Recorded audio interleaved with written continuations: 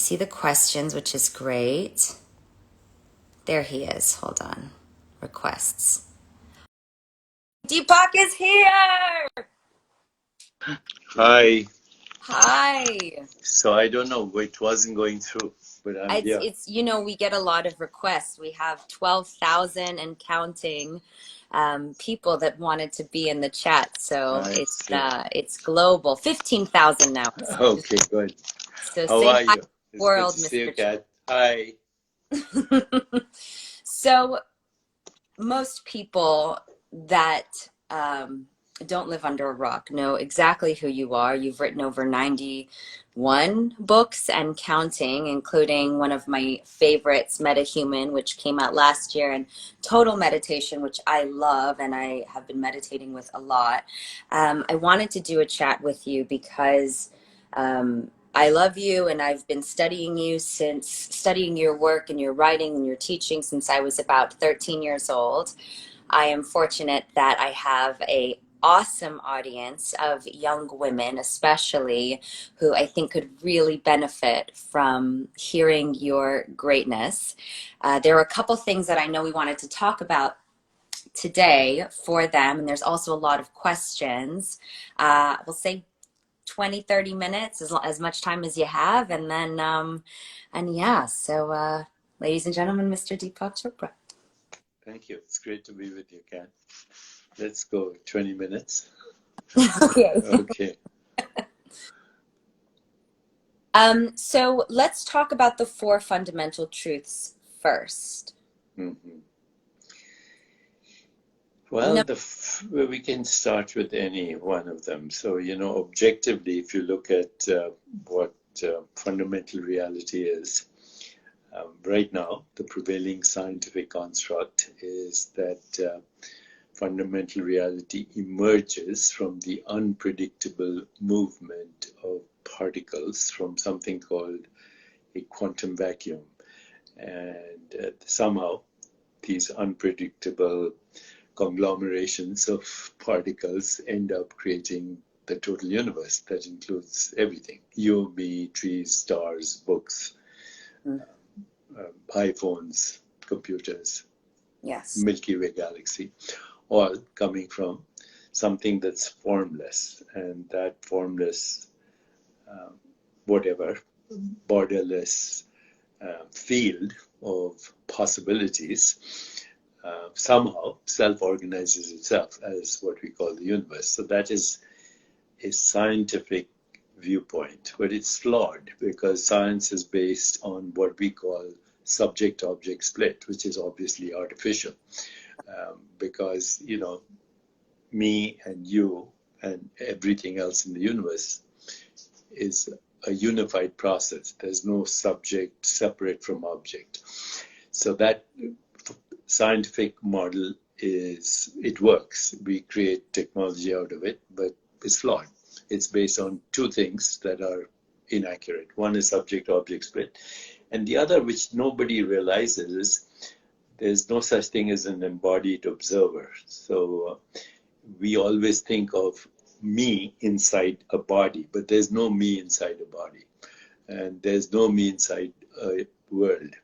What we call the body and the world is just a perceptual activity that's going on and off ceaselessly. So the first fundamental truth is what we call particles are actually space-time events that flicker in and out of our consciousness. We call them particles, but in fact they're fluctuations of our self that we experience as mind, body, and universe. So there's no you in the body is in you. There's no you in the mind is in you. There's no you in the universe is in you. And that's actually very old traditional Vedantic and Kashmir Shaivism wisdom, that everything that the universe is a fluctuation of the self, but of course it's filtered through the conditioned mind.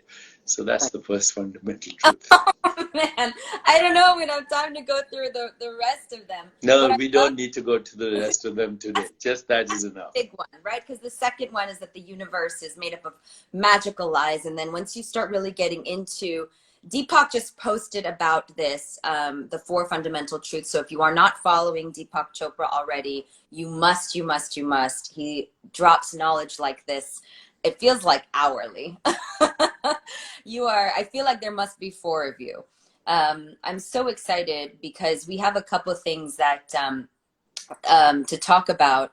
One is that I and Frankie and Brian are honoring you at the Modern Nirvana Conference with the Consciousness Award. And the Modern Nirvana Conference, it actually stemmed from a conversation we had about consciousness and your dreams for the future and the next generation and their exploration of spirituality and science and merging the two and really calling out things that weren't necessarily accurate, but helping people, especially young people, evolve and break through their own limitations of conditioned mind. So that's going to be really, really exciting. That is August 14th in Austin, Texas. So I would encourage you guys to come check us out. The link is in my bio. Definitely check out Total Meditation. There are a lot of young people all over really, that struggle with meditation, that feel like I don't have the time, or I'm constantly distracted, or I'm stressed out from school and I don't know. How is meditation going to help? I'd love for you to talk to help them in the best way you can with this. Also, Total Meditation is a book that will definitely go through it in further detail, so you guys should check it out. But is there some advice that you could give to our kids hanging out that might help them? Even just maybe we can do even a quick one here. Whatever you think that might help them get closer to themselves, to consciousness. Yeah, there's a lot of misconception about meditation and what it is. So meditation is a way of going past the magical lies of the mind, because the mind is totally unreliable, and the mind is what we call an interpretation of sensory experience. But our sensory experience is also a lie. You know, your sensory experience tells you that your body is solid. We know it's proportionately as void as intergalactic space. Sensory experience tells you that the Earth is stationary. We know it's spinning at dizzying speeds and hurtling through space at thousands of miles an hour. Sensory experience tells you that there are shapes, colors, forms, sounds. None of that is actually a property of the universe.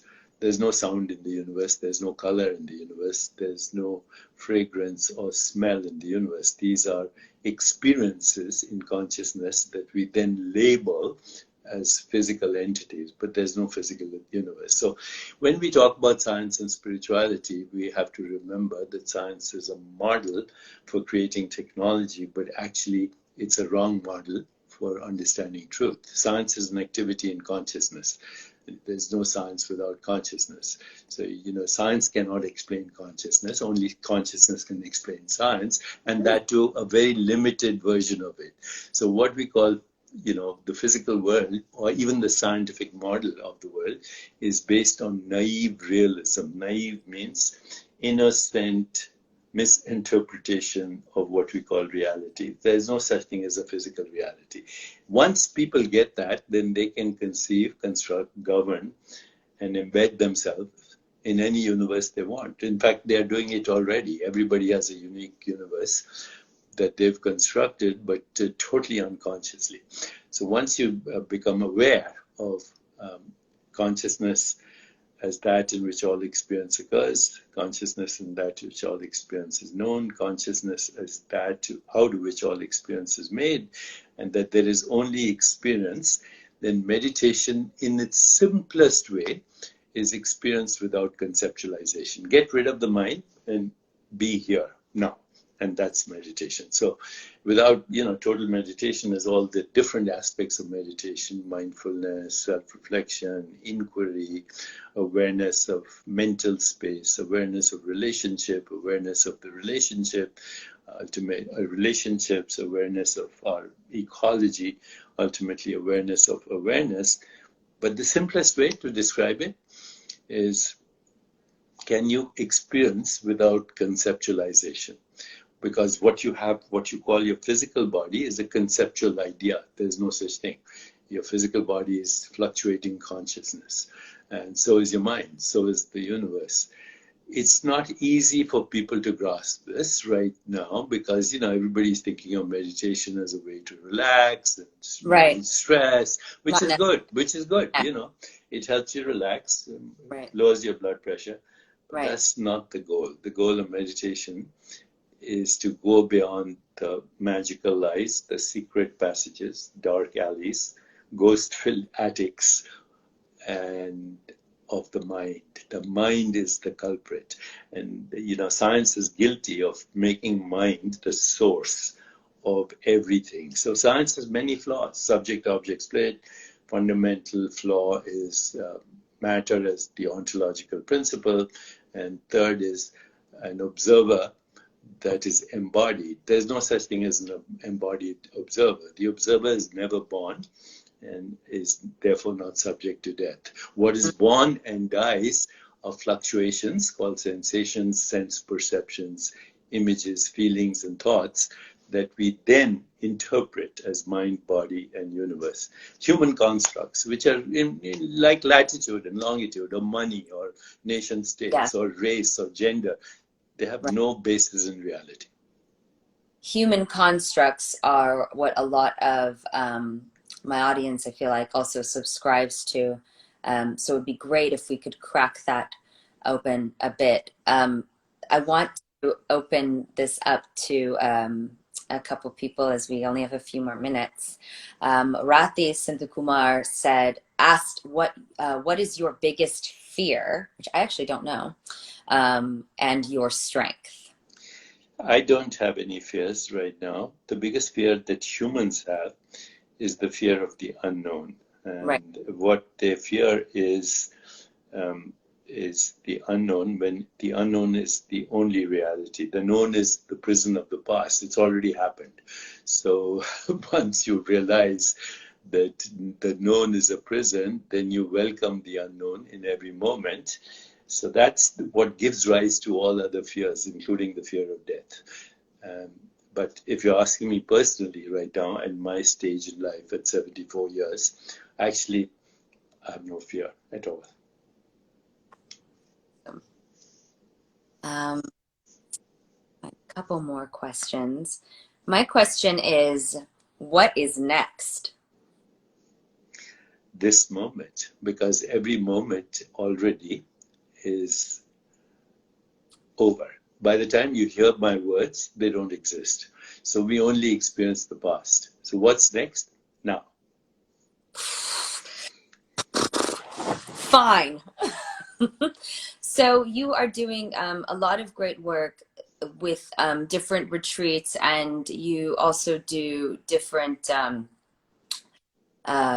I don't even call them conventions, but if people want to know more about how they can be involved with the Chopra Foundation, which also consists of Never Alone and a bunch of other incredible uh, organizations underneath it, how can people get to know more about everything that you are working on and your great body of work? So, Kat, first of all, very grateful to you for supporting the Chopra Foundation and everything we do through the Chopra Foundation. Which is My odd. main focus right now Right. is what we call the alleviation of human suffering and love in action, because love without action is meaningless. Action without love is irrelevant. When you have love in action, you can upgrade the illusion. And the upgrade the illusion means the collective dreamscape in which you and I are participants as fictional characters. So at least we can upgrade the fictional characters in the dreamscape from suffering to joy. But ultimately, the goal is to find liberation from all conditioned thinking, and that's what the foundation is involved with. Right. Never Alone.love, which thank you for supporting and helping us reach that critical mass Yes. of Excited. 1 billion people for a more peaceful, just, sustainable, healthier, and joyful world. Other than that, we have the Chopra app for those who like simple meditations that start with a few seconds to What about AI? long. Yeah, and the AI, these are all basically tools Yes. for alleviating the suffering that humans experience not knowing their true nature. You know, in the great spiritual traditions, we say that humans suffer because of 5 reasons. Number one, they don't know who they are. Number two, they cling and grasp at experience that is ephemeral and ungraspable. Number three, they recoil from the same experience. Number four, they identify with a socially induced hallucination, which is called the body-mind-ego complex. Mm. And number five, they're afraid of death. All these things disappear when you find out who you are. Number 4 is especially important to you guys watching, listening. I'm going to encourage you guys to explore more of that. Deepak, I'm so grateful.